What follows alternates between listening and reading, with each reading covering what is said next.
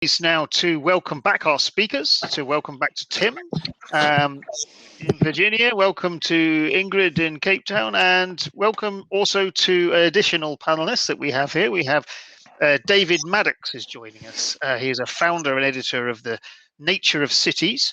Welcome, David. The Nature of Cities is also a partner in our Green City Awards program, so we're really delighted to have you all together.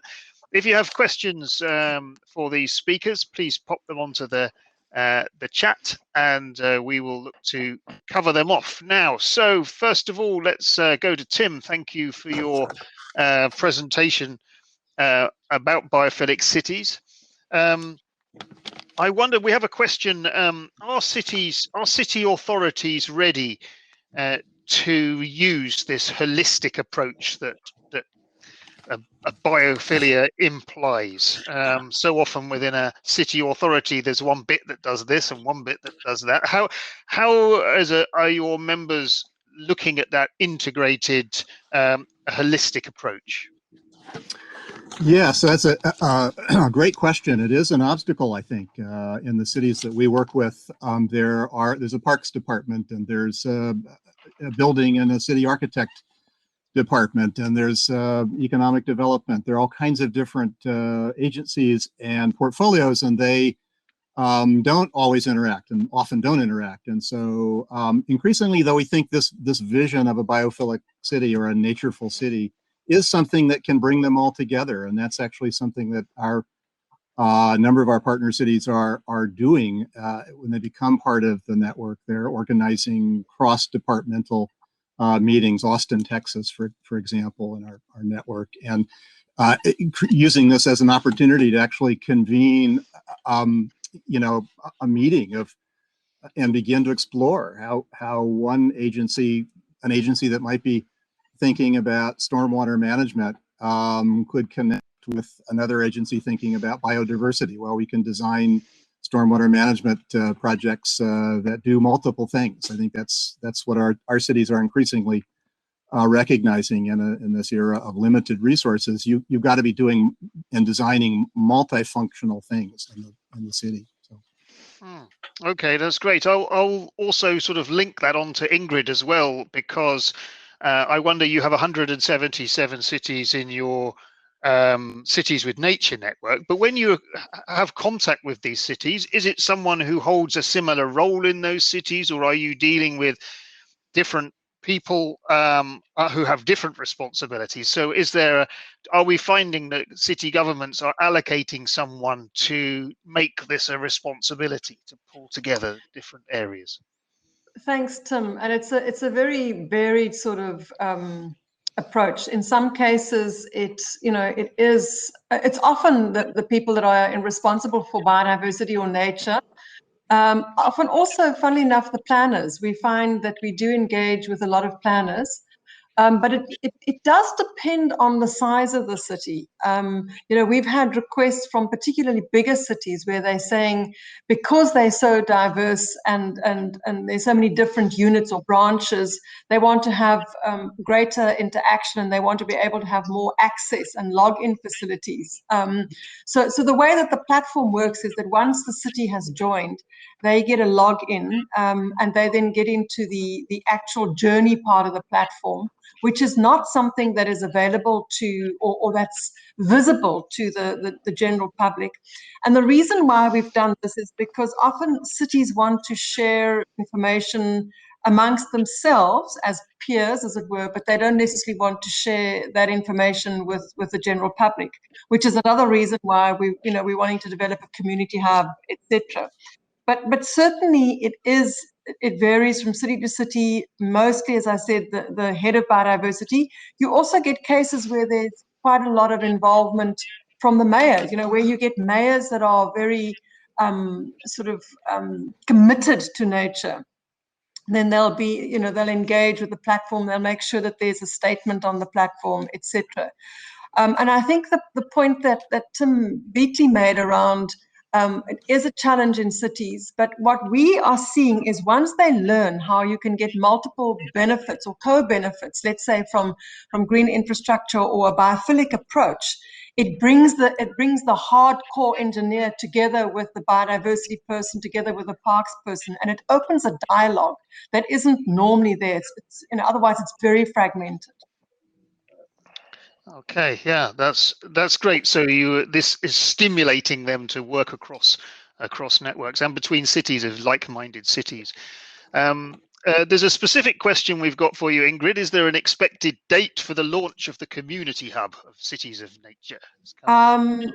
Sadly, no. We're focusing at the moment on just enhancing the platform, and we're developing what we call the commitment platform, which is a platform where cities will be making their local commitments, and regions will be making their local commitments towards the new global biodiversity framework. So the community hub at the moment, we've had to sort of just park it a little bit, but hopefully, if not by the end of this year, then certainly in the course of next year. What we do have at the moment, though, is we do have a facility for people to sign up, and we have several individuals, in fact, several hundred individuals that have already signed up. They do get access to our newsletters. And we do, for example, the iNaturalist is running a next series now again. And those sorts of things we do advertise, not only through our Cities of Nature buzz, but also through our social media, the Cities of Nature tweet, Twitter, etc. So, yeah, at the moment we're focusing, I think everybody's focusing on the new biodiversity framework, the New Deal for Nature, as it were, that's supposed to be the Paris year for nature and for biodiversity. But definitely, communities are on the radar. Okay, thank you. David, the nature of cities promotes transdisciplinary connections, really. I mean, can you tell us if there are barriers that you find in making connections and how you overcome those? Enormous barriers, yeah. Things we could say, though, is nature in cities is fundamentally transdisciplinary.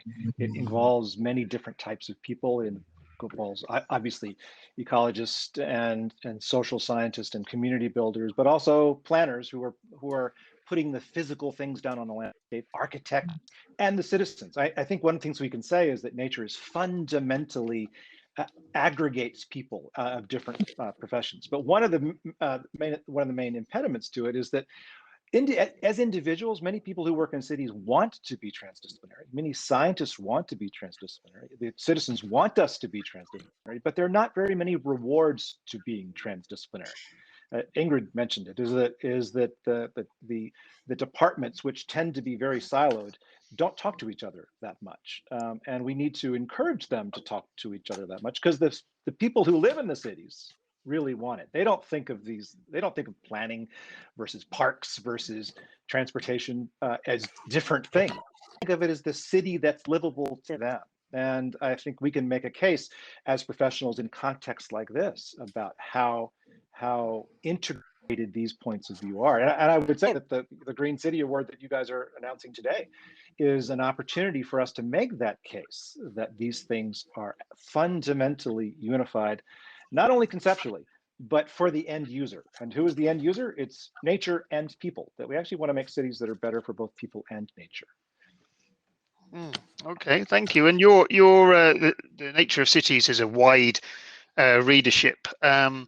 But do you find that there is a particular disciplines that you that are more involved in engaging with or more dominant in this area, and how are you looking to fill the gaps in that?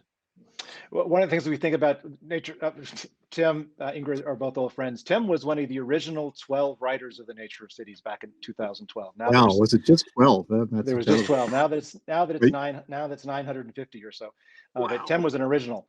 And the one of the things we ask each other pretty much every week is who's not here, because everybody ought to be part of this conversation, including people who don't necessarily agree with us, right? And those are the kind of conversations, those are the kind of transdisciplinary conversations that we need to seek out, but are difficult. Even organizations, even types of people who are, you would think, are hand in glove, often don't actually agree with each other or don't use the same language. Vocabulary is really important. thing, that we don't often mean the same things with the same words. We did a roundtable a few years ago. What do ecologists and landscape architects not get about each other, but should? And the answer is almost everything. And they don't agree what the words like wild mean. They don't even agree what words like evidence means.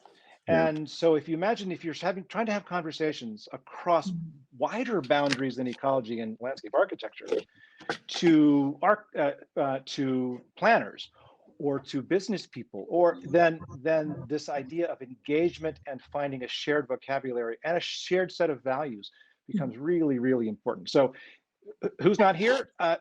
We need to make sure everybody's part of these conversations, because cities really need to be collaborative, co-productive events across all different points of view. And we can't be shy and stay in our rooms and say, oh, the ecologists are all going to stay over here and talk amongst ourselves. We're not going to have productive conversations about how to build cities if we stay in our own rooms and have our own conversations. We have to reach out and have the difficult conversations with people who are different from us. And David, you've done just an excellent job stimulating those conversations in a way that they've never happened before. So it's really been great. And it's great to see Ingrid and Tim here, because these are the front lines of having these conversations. Conversations that are designed to be across difference. And those are hard. And the Beatley working in cities to do these things. That's God's work right there, is to find out, as we say, the sausage making of cities is actually negotiating contested ideas. If our ideas really mean something, or if our ideas about green are really good, then we ought to be able to end up to conversations in real contested situations. We have to believe in those ideas and go out and not fight for them is the wrong word. We actually have conversations with other people about the values and the goals we have for cities. Great. Yeah, good. And Ingrid, there's another question here as we come near to their close. It connects with cities across the globe. This covers many cultures and climates. How does the platform manage the translation of knowledge and experiences across the boundary? So the differences in cities and cultures and climates, how do you find that affects the sharing of information that's useful?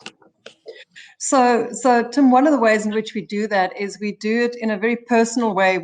Through our regional offices, and we build relationships with the cities that join Cities of Nature. Something else that we've started doing now is we are starting to develop toolkits or little mini pathways, handy guides and tools that are regional specific. So whereas, let's say, the issue of invasive species might be very important in my part of the world, or fire hazards and those sorts of things, but less so, let's say, in other parts of the world. We're developing regionally customized guides and toolkits. And then, of course, language is something else. We do have a Google translation facility available on the platform. It's not marvelous, but it is at least something. And we're working with our office in China at the moment to develop a Chinese version of Cities of Nature. But obviously this involves quite a lot of investment, you can imagine. It's not something that comes cheaply, because you have to do the whole programming, the language, the sort of letters are very different as well. So it's an issue of relationship building, it's an issue of customized toolkits, and then it's the issue of actually using different languages. Great, good. Well, thanks very much.